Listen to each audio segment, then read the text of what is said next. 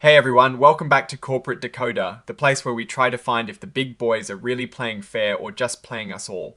Today we're dissecting a fancy document from Sardis Credit Opportunities Fund, and let me tell you, it's packed with enough jargon to make your head spin faster than a penny stock on a good day. So, what's the big story here? This is essentially a registration statement, meaning this fund is looking to offer its shares to the public, and they're laying out all the nitty-gritty details. Think of it as their public introduction, where they have to spill the beans on their strategy, the risks involved, and how they plan to make you money. Now, this filing is a big deal because it's all about registering their shares. It has been filed with the Securities and Exchange Commission way back in September 2025. This is their official way of saying, hey world, we've got shares to sell, and here is what you absolutely need to know before you hand over your hard-earned cash. It's a mandatory step to make sure investors have all the facts. They're proposing to start selling these shares pretty much as soon as this registration statement is official and cleared. This usually means they're eager to get started and bring in new investors. It is like saying, we're ready for business and we want your money soon. Let's talk about what they're actually selling. They're offering something called Class I shares and Class F shares. Think of them as different flavors of the same investment. The main difference usually comes down to things like minimum investment amounts and fees. Right off the bat, Class I shares have a much lower entry point, just $1,000. That makes them more accessible to a wider range of investors. On the other hand, Class F shares have a massive minimum purchase requirement of $1 million. That's a huge jump and tells you these shares are likely aimed at institutional investors or very wealthy individuals who can afford to put in that kind of money.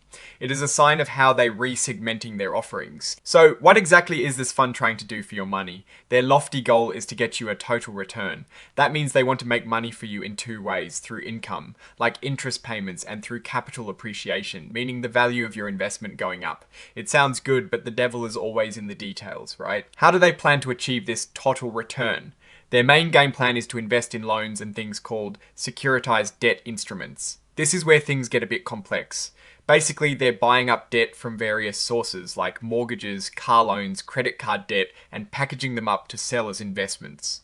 It's like buying a bundle of ice and hoping the people who owe the money pay up. Now, before you get too excited, they're very clear about one thing: this is not for the faint of heart. They state unequivocally that investing in their fund involves a high degree of risk. They are practically shouting it from the rooftops. This is crucial because it means they're trying to warn you that you could lose money. One of the biggest flags they wave is about limited liquidity. This is a fancy way of saying it might be hard to get your money back when you want it. Unlike a regular stock that you can usually sell pretty easily, shares in this fund might be locked up for a while. They plan to offer to buy back a small portion of shares quarterly, but there is no guarantee you'll be able to sell all you want, or when you want. This is a massive warning sign if you think you might need access to your cash soon. To really drive home the lack of liquidity, they're saying they don't plan to list these shares on a stock exchange, and they don't think other people will create a market for them either. This means if you invest, you should expect to hold on to it for a considerable amount of time. It is not like easily buying and selling shares of Apple or Microsoft. Another big risk they highlight upfront is minimal capitalization risk. In simple terms, they're saying they don't have to raise a specific amount of money before they start operating. There is a chance they might not get enough investments to really get their fund off the ground and be successful. If they don't raise enough money, it could hurt their finances and their ability to do what they set out to do. Adding to that concern, they also point out they have no operating history. This is a brand new fund. They haven't been through market ups and downs yet, so they might not be able to achieve their goals, especially if the economy takes a turn for the worse. It's kind of like hiring a brand new chef for a restaurant. They might be talented, but they haven't proven themselves in the real kitchen yet. They also warn about issuer and non-diversification risk. Since this is a non-diversified fund, which means they can put a lot of money into just a few companies or assets, if one of those investments goes south, it could really hurt the whole fund. A diversified fund spreads its risk more widely, so if one investment fails, it doesn't sink the whole ship. We touched on this already, but they really hammer home the liquidity risk. This means their investments themselves might be hard to sell. So even if the fund wanted to sell something to get cash, they might not be able to do it quickly or at a good price. This can lead to losses if they're forced to sell at a bad time. Then there is the big scary general market conditions risk. This is just a fancy way of saying that if the overall market tanks, their fund will likely tank too. Even if their specific investments are doing okay, a broad market downturns can drag everything down. They also mention that using leverage, which means borrowing money to invest more, can make these ups and downs even more extreme. They also bring up the specter of failure of financial institutions and sustained financial market illiquidity. This is a pretty serious risk. It means if major banks or financial companies start to fail, it can freeze up the whole financial system, making it really hard to buy or sell anything and potentially affecting their ability to even borrow money on good terms. This is a reminder of events like the 2008 financial crisis. The repurchase policy risks are tied to that limited liquidity we talked about. When they do offer to buy back shares, they usually fund it by selling off their investments. This can hurt the price of those investments, and if too many people want to sell at once, only some shares will be bought back. This can create a difficult situation for shareholders trying to cash out. They have a distribution policy where they plan to pay out monthly distributions. But here is the kicker. A portion of these distributions might just be a return of your original investment, not actual profit. This is called a return of capital. It means you're getting your own money back, which reduces your cost basis and could mean a bigger tax bill later when you sell. It's like getting a slice of your own cake while it is still in the oven. Speaking of taxes, they spell out some tax risks. The repurchase of shares can be a taxable event, and those distributions that might be a return of capital will reduce your cost basis, potentially leading to higher taxes when you eventually sell. So, you get your money back, but you might end up owing more Uncle Sam down the line. And of course, in today's world, they have to mention cybersecurity risk. They're saying their systems, and the systems of anyone they work with could be hacked. If that happens, sensitive information could be stolen or their operations could be messed up. This could lead to big losses, fines, and damage to their reputation. Now we're getting into the nitty-gritty of their investments. They might use leverage, which means borrowing money to invest more. This is a double-edged sword. It can amplify your gains, but it can also amplify your losses. If the market turns bad, leverage can make you lose even more money. They're warning that this can create much more volatile swings in the value of your shares. They're also looking at investments in bank loans and participations. This means they're buying parts of loans that banks have made. This comes with its own set of risks, like potential legal challenges to the loans, environmental liabilities related to the collateral, and generally lower liquidity because these aren't traded like regular stocks. Next up are asset-backed securities. These are securities backed by things like loans. The big risks here are that the underlying assets could default, meaning people don't pay back their loans. Also, unlike regular bonds, these can be paid back early, which can reduce your expected returns. And like we've seen, they can be tricky to value and even harder to sell if the market gets shaky. They even talk about the subordinated classes of these securities, which are basically the riskiest part, absorbing losses first. They dive deep into mortgage-backed securities. These are similar to asset-backed securities, but specifically tied to mortgages. The key risks are prepayment, where people pay off their mortgages early, and defaults. They also discuss things like interest-only and principal-only securities, which behave very differently depending on how interest rates and prepayments move. Again, they mention that investing in the subordinated classes of these is highly speculative. They break down residential mortgage-backed securities. These are tied to home loans. They can be affected by factors like borrowers' credit scores, home price changes, and even geographic risks if too many loans are concentrated in one area. They also look at commercial mortgage-backed securities, which are backed by loans on commercial properties like office buildings or shopping malls. These often have a big balloon payment at the end, meaning the borrower needs to refinance or sell the property to pay it off. If financing dries up or the property's value tanks, it spells trouble. This section really focuses on the risks related to lending money for homes. The value of the houses can go down, and it can be hard to sell or value these loans.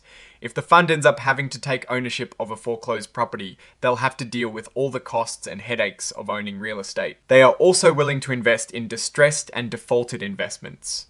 This means they are buying debt from companies or individuals who are already in trouble or likely to default. This is high risk, high reward territory. They're betting on turning these bad debts into something profitable, but they admit it's difficult to get accurate information about these struggling entities, and they could lose their entire investment. While they're interested in riskier assets, they do mention US government obligations. These are generally considered safe, backed by the government. However, they clarify that not all government-backed securities are equally safe, and the fund could be exposed to risk depending on which ones they buy. They talk about investing in collateralized loan obligations, or CLOs, and collateralized debt obligations, or CDOs. These are complex financial products, and the risks they highlight are pretty extensive. Basically, the payments they receive depend entirely on the performance of the underlying loans. And these products are often highly leveraged, meaning they magnify both gains and losses. They also mention these can be less transparent and harder to sell. Since some of their investments are not bought and sold on public exchanges, they have to estimate their value. This is valuation of private investments. They rely on information from third parties, and if that information is wrong, their valuation could be off, and so could the reported value of your investment. We see a general mention of fixed income risk.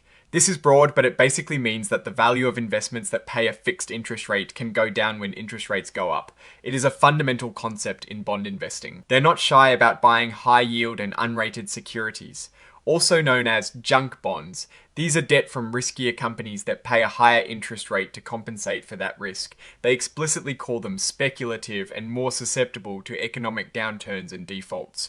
Unrated securities carry similar risks because they haven't been vetted by the rating agencies. This is a big one for any fixed income investment. Interest rate risks means that as interest rates go up, the value of existing bonds generally goes down. The longer the bond's maturity, the more sensitive it is to these changes. They note that central banks have been raising rates, which could really impact their portfolio. Then there is inflation-deflation risk. Inflation erodes the purchasing power of money, so the income from investments might be worth less in the future. Deflation, on the other hand, means prices are falling, which can be bad for businesses and increase the likelihood of defaults. They warn that current economic conditions might make these risks even more pronounced. They plan to use derivatives. These are financial contracts whose value is derived from an underlying asset. They can be used for hedging or speculation. The filing warns that derivatives bring their own set of risks, like liquidity problems, counterparty default, meaning the other side of the deal might not pay, and the potential for mispricing. Using derivatives can also magnify losses. They specifically mention swaps risk. Swaps are a type of derivative where parties exchange cash flows. They can involve tracking risk if they don't perfectly match what they're supposed to hedge, and to raise also the risk that the other party in the swap might default. They also discuss futures risk.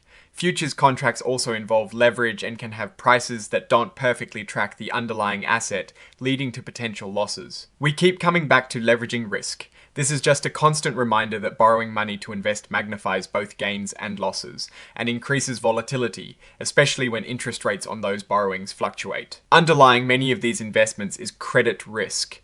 This is the fundamental risk that whoever owes the money the fund holds might not pay it back, leading to losses for the fund. They address allocation of investment opportunities risk. This is a conflict of interest issue.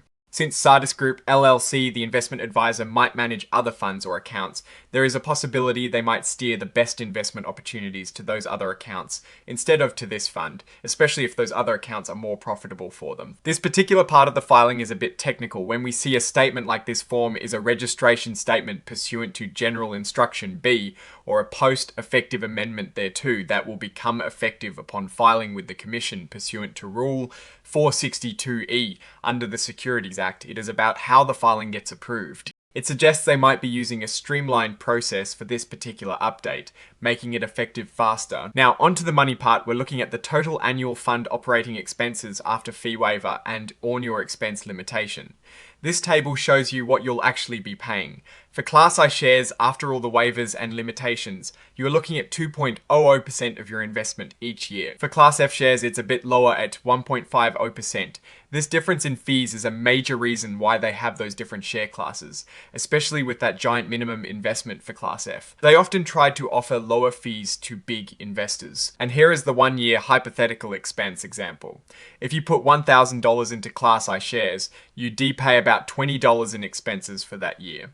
If you put $1,000 into Class F, you'd pay about $15. This is based on the assumption that expenses stay the same and your investment grows by 5%. Looking at 3 years, that $1,000 investment in Class I shares would cost you about $63 in total expenses. For Class F, it's around $51. So you can see how those small percentage differences add up over time. Under shareholder transaction expenses, it clearly states none for sales, loads and dividend reinvestment fees. This is good news for investors, meaning you're not hit with upfront sales charges when you buy these shares. Looking at management fees, it's 1.25% for both share classes before any waivers.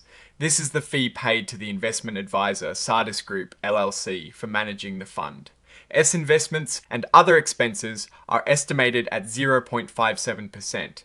This covers things like administrative costs, legal fees, and other operational costs. This is interesting. Shareholder servicing fee is 0.25% for Class I shares, but none for Class F. This means holders of Class I shares are paying a bit extra for services that help them manage their accounts, services that Class F investors apparently don't get or don't pay for directly. So before any help from the manager, the total annual operating expenses are 2.07% for Class I and 1.82% for Class F. But then comes the less fee waiver and or expense limitation. The advisor is waiving some of their fees and paying for expenses to keep the overall cost down. For Class I, they are covering 0.07%, and for Class F, a much larger 0.32%. This shows that to hit those target expense ratios for each class, the advisor is taking a cut to their own earnings. They've got an expense limitation and reimbursement agreement. This means the advisor has agreed to cap the fund's expenses, and if they go over, the advisor pays the difference. But here is the catch. The fund can repay the advisor for these waived fees later, but only for up to 3 years, and only if it doesn't push the expenses back over the agreed limit. It is a way to promise lower costs now, with a potential to recoup later. Let's talk about the repurchase policy risks again, because this is a major drawback for investors. This fund is an interval fund, meaning it offers limited liquidity through quarterly repurchase offers, but they are very clear that they might not be able to buy back all the shares tendered. This means you might be stuck with your investment longer than you want. The sections on repurchases of shares and quarterly repurchases of shares repeatedly emphasize that shareholders have no right to redeem or transfer their shares, except through these limited quarterly offers. This is a critical point for anyone considering an investment. You really need to be prepared for the possibility of not being able to sell your shares when you need or want to. For those Class I shares, the minimum is $1,000. But remember that 0.25% shareholder servicing fee. That's on top of everything else for this class. And they mentioned that Class I shares might only be available through certain financial advisors, or perhaps they can be converted into Class F shares under certain conditions. Class F shares with that $1 million minimum have no upfront sales charges, no distribution fees, and importantly, no shareholder servicing fees. This is what a lot of those wealthy investors or institutions are paying for, a slightly lower ongoing cost. When it comes to valuing assets, especially ones that aren't traded on a stock exchange, they have procedures pursuant to which the fund will value its investments. This means they have a whole system to figure out the fair value of these harder to value assets. This is important because the fund's net asset value, or NAV, which determines the price of its shares, depends on accurate valuations. They specifically mention valuation of private investments. This is where things can get a bit subjective. Since these aren't publicly traded, they rely on information from third parties. If that information isn't perfectly accurate, their valuation could be off, and consequently, the price of the fund's shares could be misstated. Here, they're talking about managing conflicts of interest. The fund's managers might have other investments or clients. This statement is them assuring investors that they have policies in place to ensure they don't unfairly favor their other clients over this fund, and that the portfolio manager's pay is structured to avoid problematic behavior. It is a standard disclaimer, but the underlying tension is there. This is the core of their interval fund structure we mentioned earlier. Once each quarter, the fund will offer to repurchase at NAV no less than 5% of the outstanding shares. This means they are legally obligated to offer to buy back a portion of shares periodically. It's their way of providing some liquidity. But remember, they can also suspend or postpone these offers if things get tough. The repurchase offer amount is key to that repurchase policy. The board decides how much they offer to buy back quarterly, but it's always at least 5% and can go up to 25% of what's out there. If more people want to sell than they can buy, they'll repurchase shares on a pro rata basis, meaning you might not be able to sell all you want. The distribution policy and dividend reinvestment plan tells us how they handle payouts. They plan to distribute income monthly, and unless you opt out, any distributions you receive will be automatically reinvested into buying more shares of the fund. This is common, but they also reiterate that these distributions might be a return of capital, which can have tax implications. The US Federal Income Tax Matters section is a huge red flag for investors. This is where they talk about how this fund will be taxed, and importantly, how you will be taxed as a shareholder. They intend to qualify as a regulated investment company or RIC, which generally means the fund itself doesn't pay income tax as long as it distributes its profits to shareholders. But they also warn about excise taxes and the complex rules around distributions, especially those that might be a return of capital. They even have a section on taxation of foreign shareholders, which just underscores how complicated the tax implications can be, especially with international investors. It's a whole other layer of complexity. Getting back to the shares, Class I shares come with that 0.25% shareholder servicing fee. They again mention the $1,000 minimum and the potential for conversion into Class F shares. Class F shares also have that $1 million minimum. They reiterate no upfront sales charge, no distribution fee, no shareholder servicing fees. But they also add that Class F shares might automatically convert into Class I if you don't. T meet some investment commitment, which is a bit of a safety net for them, ensuring they get their higher fees if you stay in for the long haul. This section on plan of distribution reveals something important. The advisor or its affiliates may pay additional compensation to financial intermediaries. This means the fund's advisor might pay extra money to brokers or advisors who recommend this fund to their clients. This is a crucial point because it can create a conflict of interest. An advisor might be more inclined to push this fund, not necessarily because it's the best investment for you, but because they get paid extra to do so. It's a sales incentive that investors need to be aware of. You can buy shares by mail, but it's a very structured process. They are very strict about the types of checks they will accept, and they will charge you a fee for any bounce checks. They are essentially saying, we want your money, but we want it organized and without hassle. If you plan to invest by wire, they actually want you to call them first. This isn't a typical bank transfer. They want to be prepared for the incoming funds and ensure they can be applied correctly to your account. They have a dedicated phone number to get wiring instructions, emphasizing that timely and accurate credit is crucial. The purchase terms are pretty straightforward, but the minimums are stark. You need $1,000 to start with Class I, but a whopping $1 million for Class F.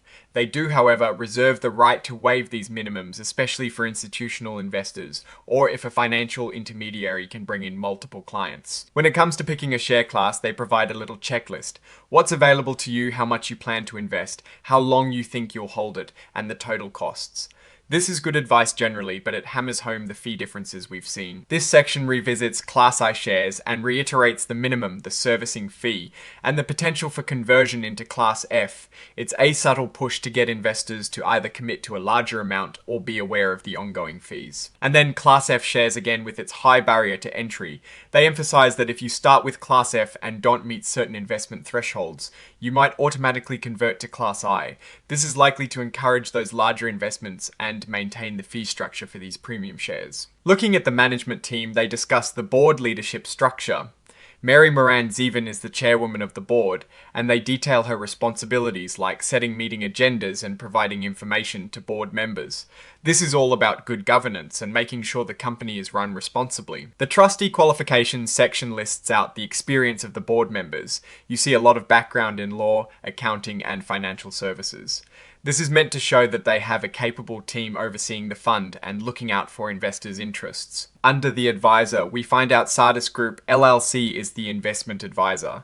They tell us when they registered how much money they manage and what their role is, basically managing the fund's investments and overseeing other service providers. The conflicts of interest section is where they admit that potential conflicts can arise, especially when the advisor manages multiple accounts. They want you to know they are supposed to have policies in place to manage these conflicts, but it's always something to watch out for. Here we get introductions to the actual people managing the money, the portfolio managers, Colin McBurnett and Sam Dunlap. They give a rundown of their impressive backgrounds, especially their time at Angel Oak Capital Advisors. This is them building credibility and showing you who's making the investment decisions. The allocation of brokerage section details how the fund decides which brokers to use to buy and sell securities. They consider factors like execution quality and commission rates, but also mention that they might use brokers who also provide research or other services to the advisor, which can sometimes lead to conflicts of interest in how trades are placed. The proxy voting policies and procedures are about how the fund votes its shares in companies it invests in. They've delegated this to the advisor Sardis Group LLC, but they have policies to ensure these votes are cast in the best interest of shareholders, especially when conflicts of interest might arise. To wrap things up, let's look at the bigger picture. Sardis Credit Opportunities Fund is presenting itself as an investment vehicle focusing on loans and securitized debt. They are very upfront about the risks, particularly the limited liquidity and leverage. This is not a fund for investors who need quick access to their money. The high minimum for Class F shares clearly targets a wealthier audience, possibly in exchange for slightly lower fees. The advisor is also taking steps to limit expenses for investors, but the potential for conflicts of interest due to managing multiple accounts is always present in such structures. The fact that they are a new fund with no operating history also adds an element of uncertainty. In essence, they're offering a specialized, high-risk, potentially high-reward investment class that requires a significant commitment and a strong understanding of the associated risks. Overall, Sardis Credit Opportunities Fund is aiming for total return through a strategy that involves investing in loans and complex debt instruments. They are very clear about the risks, especially limited liquidity and potential market volatility. They've structured it so that the advisor is capping expenses for now, but investors should be aware of the potential for conflicts of interest and the fact that this is a new fund with no track record. This is a fund for investors who understand the nuances of credit and securitized debt and are comfortable locking up their capital for an extended period, accepting a significant degree of risk for potentially higher returns. Now, looking beyond this filing, the key takeaway is the trade-off between potential returns and risk, especially concerning liquidity and the complexity of their investments. They are not a simple stock fund. They are operating in a space where risk management is paramount, and investors need to be exceptionally well informed. Alright, that's our deep dive into the Sardis Credit Opportunities Funds Registration Statement. If you found this breakdown helpful, make sure to hit that like button and subscribe for more corporate deep dives. And hey, if you want to chat more about these kinds of documents and get access to more content, join our Discord community. The link is in the description below. Thanks for watching, and we'll see you in the next video.